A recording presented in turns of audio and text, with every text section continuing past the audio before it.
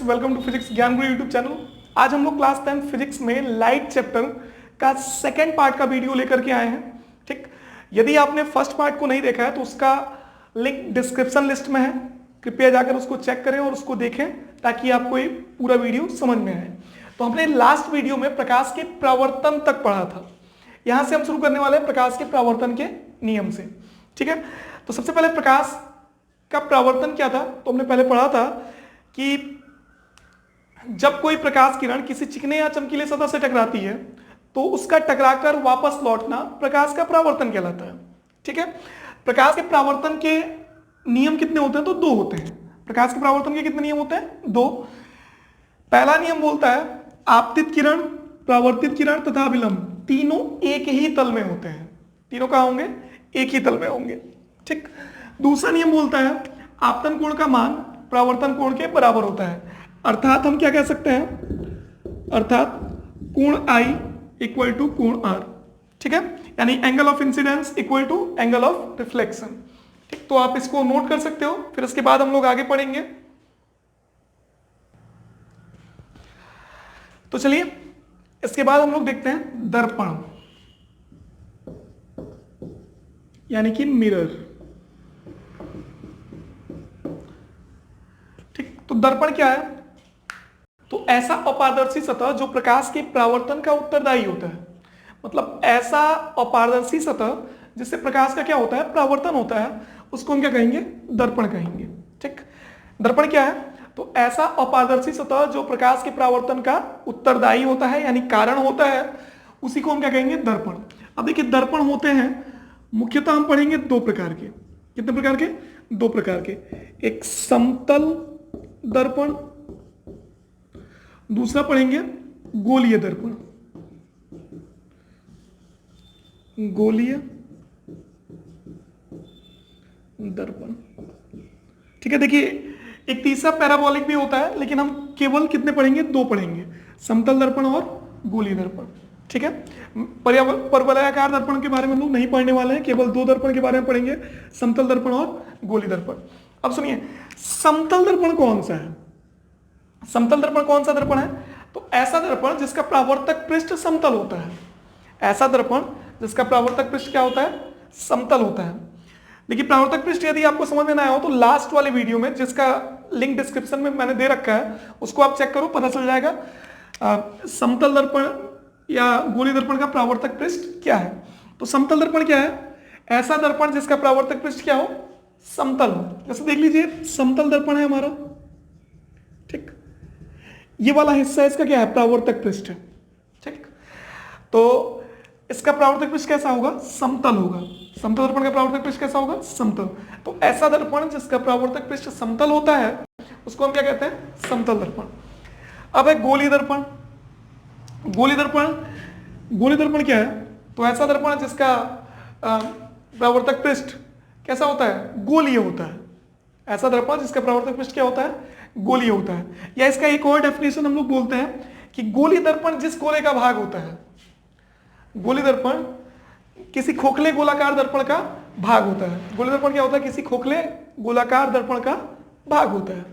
ठीक, गोलीय दर्पण क्या है, किसी खोखले गोलाकार दर्पण का भाग होता है। या सीधे सीधे आप ऐसा बोल सकते हो, ऐसा दर्पण जिसका परावर्तक पृष्ठ कैसा होता है, गोलीय या वक्रीय होता है, ऐसे। ठीक, तो ये क्या है, गोलीय दर्पण है। अब देखिए गोलीय दर्पण होते हैं दो प्रकार के। गोलीय दर्पण कितने प्रकार के, दो प्रकार के। एक अवतल दर्पण और दूसरा होता है उत्तल दर्पण। ठीक, दर्पण मुख्यतः कितने प्रकार के, हम पढ़ेंगे दो प्रकार के। दर्पण कितने प्रकार के, दो प्रकार के। एक समतल दर्पण और दूसरा गोलीय दर्पण। अब गोलीय दर्पण कितने प्रकार के होते हैं, दो प्रकार के, एक अवतल दर्पण और एक उत्तल दर्पण। ठीक है, तो अवतल दर्पण कौन सा दर्पण है, अवतल दर्पण ऐसा दर्पण जिसका परावर्तक पृष्ठ अंदर की ओर होता है। जैसे देखिए ये वाला दर्पण, ये गोलीय दर्पण कौन सा है, अवतल दर्पण है, इसका परावर्तक पृष्ठ कहां है, अंदर की ओर। ठीक, ये कौन सा दर्पण हो गया, अवतल दर्पण। ठीक, तो ऐसा गोलीय दर्पण जिसका परावर्तक पृष्ठ कहां हो, अंदर की ओर हो, उसे हम क्या कहेंगे, अवतल दर्पण। नोट करते चलना आप लोग। अवतल दर्पण क्या है, ऐसा दर्पण जिसका परावर्तक पृष्ठ कहां होता है, अंदर की ओर होता है, उसे हम क्या कहेंगे, अवतल दर्पण। अब देखिए, यह है हमारा उत्तल दर्पण।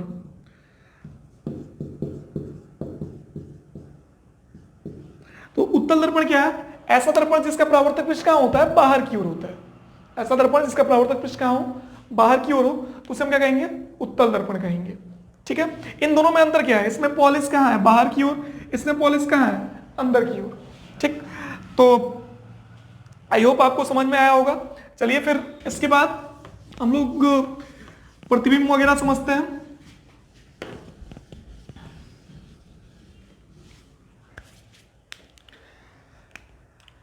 अब देखिए प्रतिबिंब।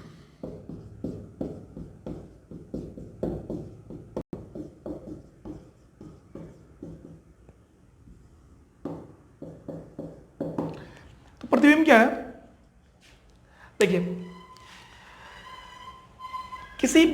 किसी वस्तु से आने वाली प्रकाश की किरणें, किसी वस्तु से आने वाली प्रकाश की किरणें प्रकाश के परावर्तन या अपवर्तन के फलस्वरूप, प्रकाश के परावर्तन या अपवर्तन के फलस्वरूप जिस बिंदु पर मिलती हैं, जिस बिंदु पर मिलती हैं या मिलती हुई प्रतीत होती हैं, तो उस बिंदु पर बने दृश्य को हम क्या कहते हैं? प्रतिबिंब कहते हैं। किसी वस्तु से आने वाली प्रकाश की किरणें किसी दर्पण या लेंस से टकरा जाएं। ठीक, जैसे देखिए, ये कोई हमारा अवतल दर्पण है। ठीक है, यहां पर कोई वस्तु खड़ा था, यहां से जाने वाले प्रकाश की किरण जब दर्पण से टकराई तो टकराने के पश्चात यहां से फोकस से आ गई। ठीक, और ये वक्रता केंद्र से गई और जाकर के क्या हो गई? वापस आ गई। ये सिर्फ समझा रहे हैं, कंडीशन में हम आगे पढ़ेंगे। तो इस तरह से इनने कहा यहां पर काटा तो ये इसका प्रतिबिंब हो जाएगा। ठीक है, यानी किसी वस्तु से आने वाली प्रकाश की किरणें, ये कोई वस्तु था ए बी, इससे आने वाली प्रकाश की किरणें जब किसी दर्पण या लेंस से टकराए और टकराने के पश्चात जिस बिंदु पर मिलेंगी या मिलती हुई प्रतीत होंगी, उस बिंदु पर बना दृश्य क्या होगा? प्रतिबिंब कहलाएगा। ठीक है, तो डेफिनेशन इसका हम लोग लिख लेते हैं। किसी वस्तु से आने वाली प्रकाश की किरण, प्रकाश की किरण किसी दर्पण या लेंस से टकराने के पश्चात जिस बिंदु पर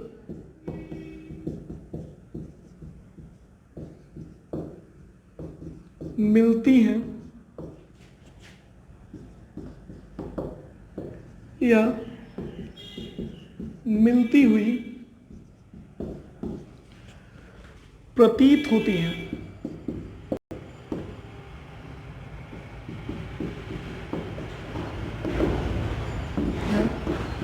उस बिंदु पर बना दृश्य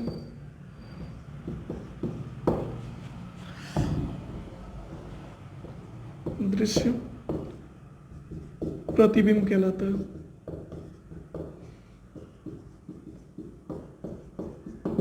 ठीक है, अब देखिए प्रतिबिंब होते हैं दो प्रकार के। प्रतिबिंब कितने प्रकार के?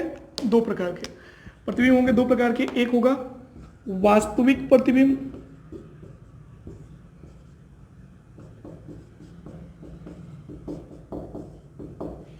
दूसरा होगा आभासी प्रतिबिंब। ठीक है, तो इन दोनों का भी डेफिनेशन समझ लीजिए। सेम इसी से, इस एक डेफिनेशन से इन दोनों का डेफिनेशन बन जाएगा, क्लियर हो जाएगा। वास्तविक प्रतिबिंब में क्या होगा? ये वास्तविक रूप से मिलेंगी, ये मिलती है लिखा है ना। तो देखिए, किसी वस्तु से आने वाली प्रकाश की किरण जब किसी दर्पण या लेंस से टकराने के पश्चात जिस बिंदु पर मिलती हैं, इसमें क्या होगा? जिस बिंदु पर मिलती हैं उस बिंदु पर बना दृश्य क्या कहलाएगा? वास्तविक प्रतिबिंब कहलाएगा। किसी वस्तु से आने वाली प्रकाश की किरण किसी दर्पण या लेंस से टकराने के पश्चात जिस बिंदु पर मिलती हैं उस बिंदु पर बना दृश्य क्या कहलाएगा? वास्तविक प्रतिबिंब। और यदि वो मिलती हुई प्रतीत हो तो कौन सा प्रतिबिंब होगा? आभासी प्रतिबिंब। ठीक है, तो आप इसको नोट कर सकते हो। इसके बाद फिर हम लोग आगे देखते हैं। चलिए इसके बाद हम लोग देखते हैं अवतल दर्पण द्वारा प्रकाश का परावर्तन। देखिए अवतल दर्पण द्वारा प्रकाश के परावर्तन की 3 स्थितियां हैं। कितनी स्थितियां? 3 स्थितियां। ठीक, सबसे पहला है मुख्य अक्ष के समांतर जाने वाली प्रकाश की किरण। मुख्य अक्ष के समांतर जाने वाली प्रकाश की किरण अवतल दर्पण से टकराने के पश्चात मुख्य फोकस से होकर गुजरती है। लिख लेते हैं, मुख्य अक्ष के समांतर जाने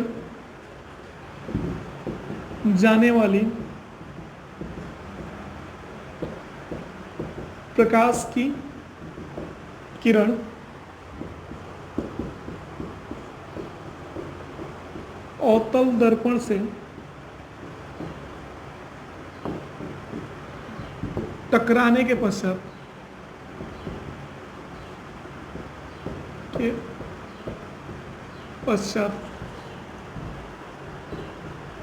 मुख्य फोकस से होकर गुजरती है।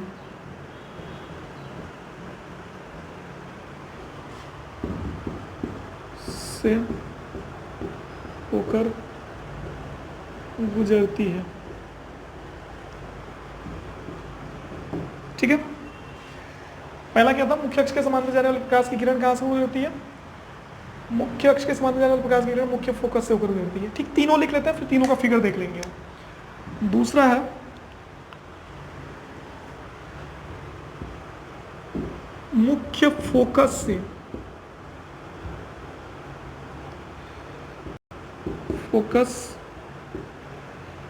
से होकर जाने वाली प्रकाश की किरण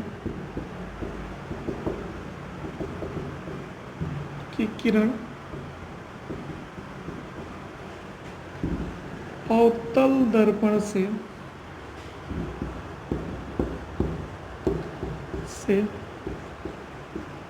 टकराने के पश्चात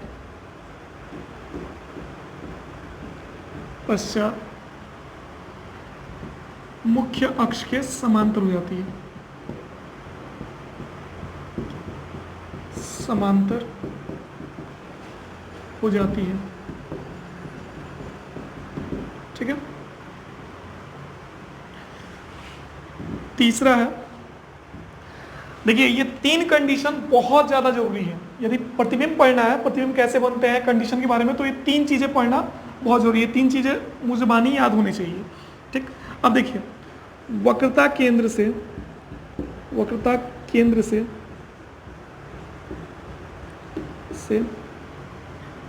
आने वाली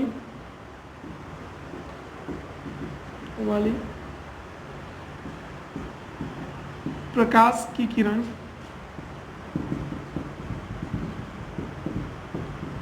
अवतल दर्पण से टकराने के पश्चात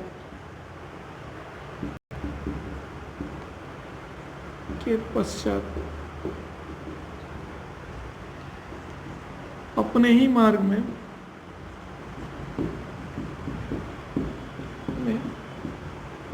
वापस लौट जाती है। ठीक है, तो ये 3 कंडीशन है जिसमें से ये दोनों एक दूसरे के उल्टे हैं। तो सबसे पहले देखते हैं हम पहला वाला, फर्स्ट का चित्र बनाते हैं हम लोग। ये हमारा हो गया कौन सा दर्पण? अवतल दर्पण। देखिए ये हमारा हो गया मुख्य अक्ष। ठीक है, देखिए ये हमारा अवतल दर्पण है और अवतल दर्पण के केंद्र से होकर गुजरने वाले सरल रेखा को हम कहते हैं मुख्य अक्ष।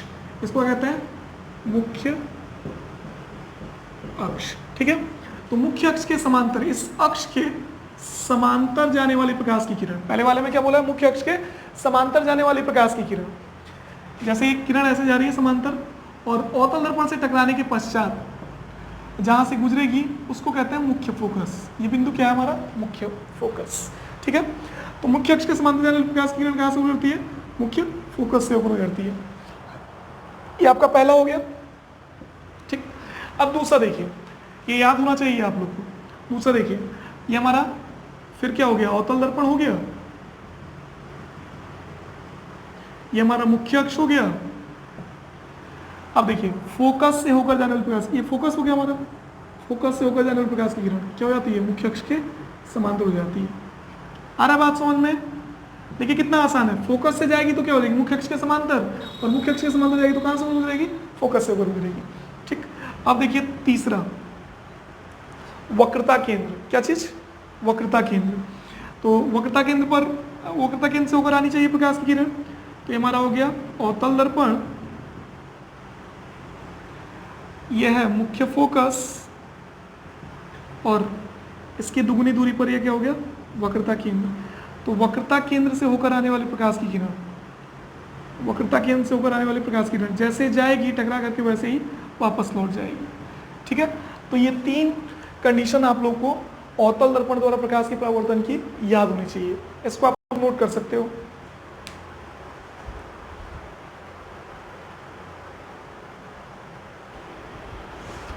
So thanks for watching. यदि आपने मेरे यूट्यूब चैनल को अभी तक सब्सक्राइब नहीं किया तो प्लीज़ सब्सक्राइब करें, शेयर करें, अधिक से अधिक बच्चों तक पहुंचाएं, जिससे कि इस कोरोना महामारी में और भी बच्चे इस तरह के वीडियो का लाभ उठा सकें। So thanks for watching.